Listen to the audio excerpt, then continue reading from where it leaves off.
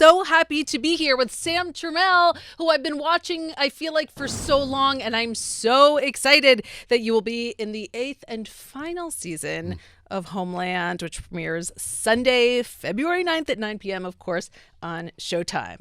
Welcome, Sam. Thank you. It's great to be here. I love this show. I'm ride or die for Homeland, and it's been off the air for so long that I was like, what are they going to do in season 8 that's going to surprise me? And they did. Not going to spoil anything. And by the way, you're not even in the first episode. I'm not. Right. So, but or the second. Right. Really. Or the second. Yeah. We don't really get a glimpse of you until episode 3. But then you are without saying too much, you are of major importance to this season. Yes. Yeah. That's an understatement. But yeah, absolutely. Tell me the conversation. Like, what was that? Like, hey, do you want to be on this show? Well, no. Well, I had actually worked with Alex Gansa, who is created the show a long time ago on a show called Maximum Bob in the late 90s. And because I'm kind of right for obviously I'm right for the part, or he wouldn't have hired me. But when you see the season, you'll see kind of, I think, why I'm doing it. My character is great, Vice President Ben Hayes, who is a little right of center, and I think he was sort of brought onto the ticket by the president to sort of heal the nation. Yes. But things happen fast. Played by Beau Bridges. Beau Bridges, exactly. And things happen fast and furious on the show. It's so massive this year. I mean, as you were saying, you've seen a few of them. 4, yeah. Yeah, you've seen more than me. But the scripts were incredible, and we shot in Morocco. And it's not a spoiler to say a lot of it takes place in Afghanistan. And yeah, it was a trip. I would fly out to Morocco to shoot in the White House. So they built a White House in Morocco. They built a White House in Morocco, and that's pretty much where I stayed. You stayed in the White House? Well, in the yes. in the political sort of world there. Yeah. Tell me about this vice president, Mr. Vice President, because to be honest, like, you don't really. I mean, I've seen the first 4, and though we know some things about him, we don't really know too much. So what can you say his personality is? Well, he's very ambitious. He's conservative. He definitely will speak his opinions. He's very opinionated and doesn't agree with the president often, and doesn't agree with Saul Berenson, and it doesn't really get along with Saul Berenson, or sort of support him at times. Is he then the villain? He's definitely, some people, yes. I mean, he doesn't think of himself as a villain, but some people will. Absolutely. He's not very popular with some of the characters on the show, and they're kind of miffed by him a bit. Yeah. Is it super fun to play? Super fun. Like the dick of Showtime? Yeah. It's always fun to play a bad guy. Not that he's necessarily a bad guy. But for sure, that's always so much more fun than playing, the nice thing. Yeah. Usually. Yeah. Yeah. Tell me about shooting in Morocco. It looks so authentic to Afghanistan. First of all, I don't know, like it's a pretty different, climate and terrain, and they really managed. I mean, some of the, you go out to bases or soldiers are in different places, and it's pretty incredible. I mean, were you like pretty remote at times? I was always in Casablanca, but Casablanca is a very gritty work city. It's not set up for tourists. If you're a tourist, you don't go to Casablanca, and that's where we were. Which is so funny because everyone's like, the movie, I'm going to go to Casablanca, and then you get there and you're like, what am I doing? Yeah, what are you doing there? I loved it. I've been saying that, and it's true. Most of the times when you do a movie or a TV show, the production of that show puts its stamp on the city that it is, or wherever they are, whatever place they are. It's like an army moving in, and they have everything under control. This was the opposite. Like, Morocco put its stamp on us. Like, there were so many challenges for the production, and I got there, and you go through this tiny little airport, and somebody picks you up who doesn't speak English. I luckily speak French, so I could get around pretty well. But I literally felt like I was in Homeland, like I was going to get kidnapped on a motorcycle, and I had a dossier, and it was really, which was fun. I was kind of into that. But it was really interesting because also all of the background extras that we had for all of my stuff in the White House had to come from Casablanca. Yeah. So they would get people that looked as American as possible. None of them spoke English. I don't know if any of them had seen the show, and they're playing these important generals and ambassadors and all this stuff in like the Situation Room.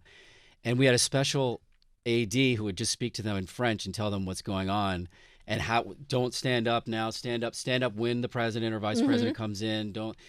And so it was really funny, just. Wow. So these people had no idea the impact and importance Yeah, of exactly. what they're doing. Yeah. Like, you are so important to American audiences right now. Yes. You have a lot of power.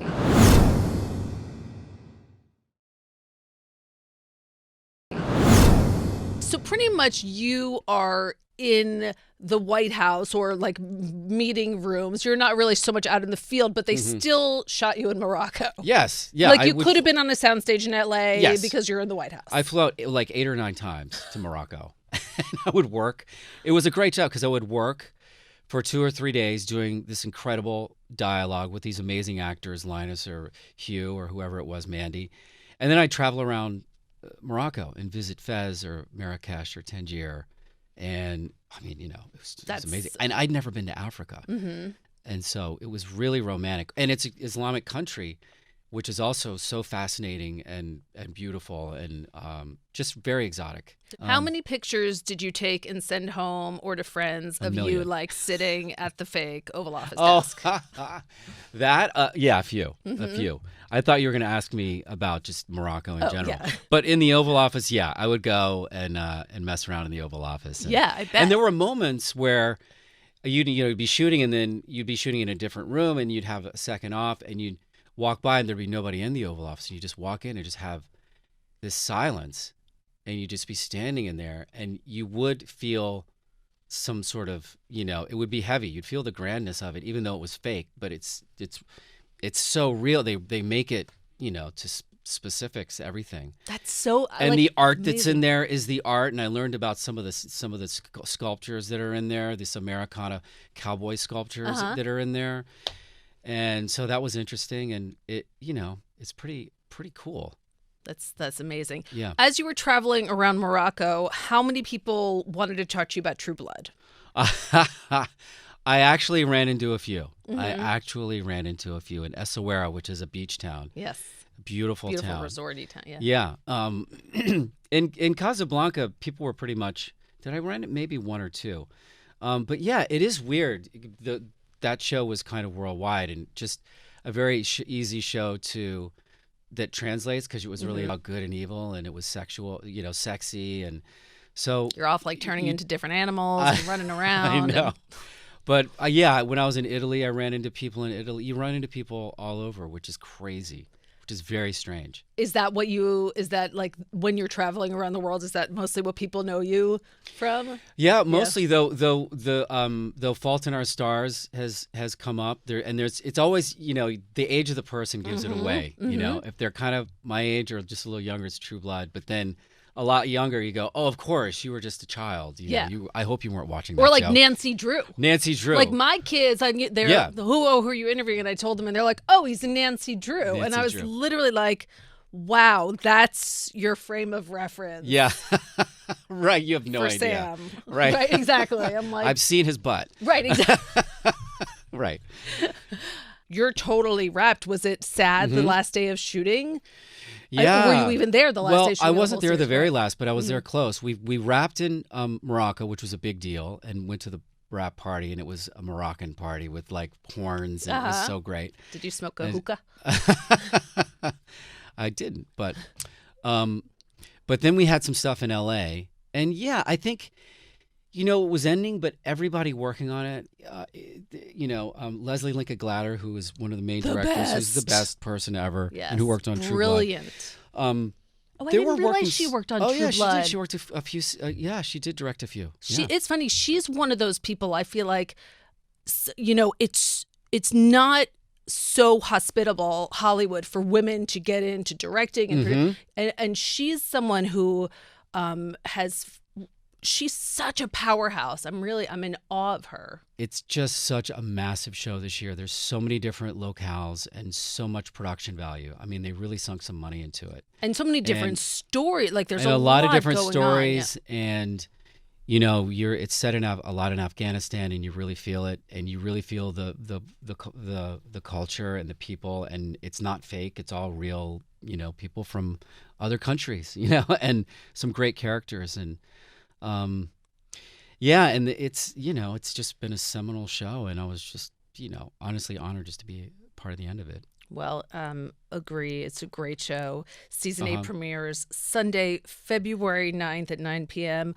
on Showtime. I've seen the first 4, and they are amazing. I really, one after another. I was 4 hours in a row. Screw you, family. I got to watch Homeland. Sam Trammell, Mr. Vice President, yes. Thank you so much for joining me. My honor. Thanks so much.